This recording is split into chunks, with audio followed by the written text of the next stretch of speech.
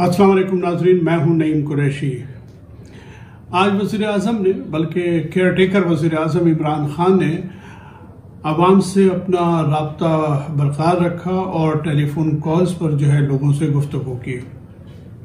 तकरीबन 2-2.5 घंटे उन्होंने ये कॉल रिसीव की। मुल्क के मुख्तलिफ हिस्सों से लोगों ने उनसे बात की और बहुत सारे सवालात किए, लेकिन ये तमाम सवालात ज़ाहिर है कि मौजूदा सियासी सूरत-हाल के हवाले से है। लिहाजा मैं 1-2 सवालात के बारे में आपको बताऊं जो उनसे किए गए।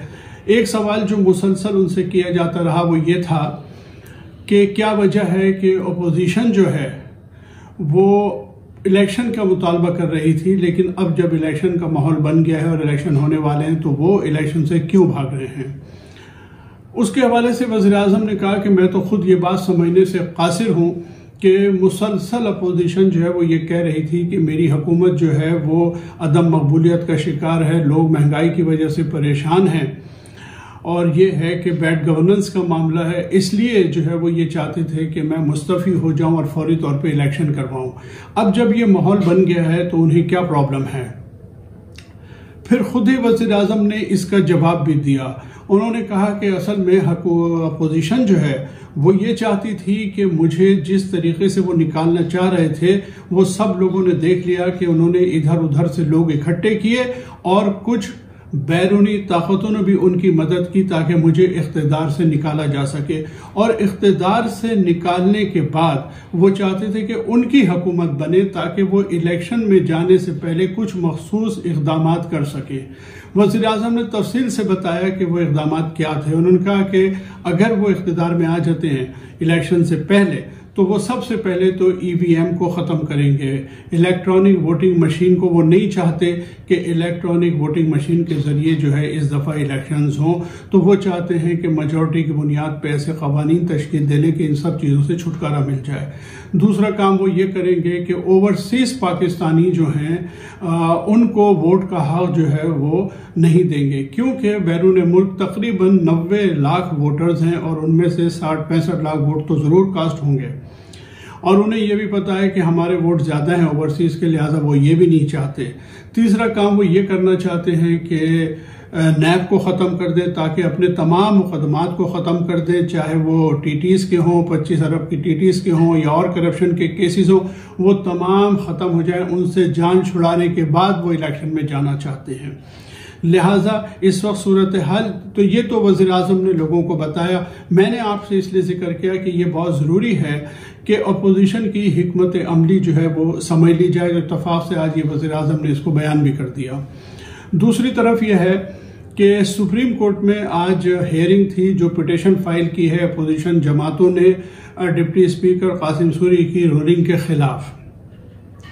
कल अपोजिशन का ये ख्याल था और अपोजिशन की बड़ी ख्वाहिश थी, बड़ा इसरार किया गया कि सुप्रीम कोर्ट का जो बेंच है वो स्पीकर की रूलिंग को जो है कलअदम करार दे दे ताकि कल ही वोटिंग हो जाए। लेकिन जजेस ने कहा कि यह फैसला इतनी जल्दी नहीं हो सकता, हम एक लम्हे में स्पीकर की रूलिंग को ख़त्म नहीं कर सकते। लिहाजा आज समाअत के लिए दिन मुकर्रर था।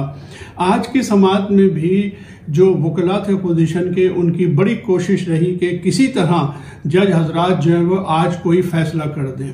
लेकिन आज की गुफ्तगू में जाहिर है कि ये जजेस ने कहा कि ये एक बहुत अहम मसला है, आईनी मसला है, हम इतनी जल्दी फैसला नहीं कर सके। तो पीपल्स पार्टी के वकील फारूक नाइक साहब जो हैं उनके दलाइल भी आज ख़त्म नहीं हुए थे, वो अपने दलाइल कर मुकम्मल करेंगे। उसके बाद जाहिर है कि सदर ममलिकत की तरफ से अली जफर जो हैं वो वकील हैं, स्पीकर की तरफ से जो हैं वो अजहर सद्दीक साहब हैं, नईम बुखारी साहब हैं। तो इस तरह से जो है अभी तो वकला को टाइम लगेगा। तो अपोजिशन बहुत कोशिश करती रही कि किसी तरह उन्हें फौरी तौर पर रिलीफ मिल जाए ताकि ये सारा सिलसिला जो वज़ीर आज़म ने, केयर टेकर वज़ीर आज़म इमरान खान जो काम कर रहे हैं वो ना कर सके। देखिए जितनी देर होती चली जाएगी और बीइंग केयर टेकर वज़ीर आज़म इमरान खान जो इक़दामात कर रहे हैं, सुप्रीम कोर्ट के लिए भी ये उतना ही मुश्किल होता चला जाएगा कि इन तमाम इक़दामात को जो है वो अंडू किया जाए। मिसाल के तौर पे आज जो है पीटीआई ने जो है इस बात की अपना एक नाम दे दिया है अबूरी वजीर आजम के लिए। आपको पता है कि पाकिस्तान के दस्तूर के मुताबिक इलेक्शंस के लिए एक अबूरी सेटअप का बनाया जाना बहुत ज़रूरी है। उस सेटअप के तहत ही इलेक्शन होते हैं ताकि एक न्यूट्रल जो वजीर आजम है, उसकी काबीना है जो 2 से 3 माह के लिए बनाई जाएगी, वो जो है अपनी निगरानी में इंतखाबात करवाए जाएं। ये दस्तूर का तकाजा है। तो अब यह है कि उस अबूरी मुद्दत का जो सेटअप है उसके लिए वजीर आजम जो है वो इक़दाम शुरू कर चुके हैं और आज उन्होंने एक नाम पेश कर दिया है रिटायर्ड जस्टिस गुलजार अहमद साहब का अबूरी वजीर आजम के लिए। हरचंद के अपोजिशन की मंजूरी इसके लिए बहुत ज़रूरी है। जो फॉर्मर लीडर ऑफ अपोजिशन है शहबाज शरीफ साहब, उनकी राय ली जाएगी। अगर वो राय नहीं देते तो फिर इसका एक प्रोसीजर है कि ये चीज़ जो है फिर वो पार्लिमानी कमेटी में भी जाती है। पार्लिमानी कमेटी में भी अगर मामला तय ना हो तो फिर ये फाइनली इलेक्शन कमीशन के पास चला जाएगा और फिर इलेक्शन कमीशन को फाइनल इख्तियार है कि वो किसी को भी अबूरी वज़ीर आज़म बना दे। तो ये सारे इक़दाम जो हैं वो इमरान खान बड़ी तेज़ी से कर रहे हैं और अपोजिशन को इससे बहुत परेशानी है। आज फजलुर रहमान साहब ने भी प्रेस से खिताब किया है, शहबाज शरीफ साहब ने और बिलाल भुट्टो साहब ने भी प्रेस कॉन्फ्रेंस की है और जाहिर है कि इमरान खान को जो है वो शहबाज शरीफ साहब ने कहा कि वो आमिर बन गए हैं, उन्होंने मुल्क में सिविल मार्शल लगा दिया है और जो कुछ भी वो कह सकते थे उन्होंने इमरान खान को कहा है और कहा है कि अब हमारी नजरें जो है वो सुप्रीम कोर्ट पे जमी हुई हैं। जाहिर है कि उनके लिए आखिरी हल जो है वो सिर्फ सुप्रीम कोर्ट ही है। दूसरी तरफ यह है कि मैंने, अगर आपको याद हो, मुसलसल 3 वीडियोस में यह अर्ज किया था कि जो लोग अपनी वफादारियां बेच रहे हैं या जो इस मरहले पे इत्तेहादी अपने आप को हुकूमत से अलहदा कर रहे हैं और नई सौदेबाजी के तहत जो है वो नए इत्तेहाद बना रहे हैं, आने वाले वक्त में इनकी सियासत खत्म हो जाएगी और ये लोगों के सामने आने के काबिल भी नहीं रहेंगे। मैंने माजी के कुछ वाकयात भी बयान किए थे।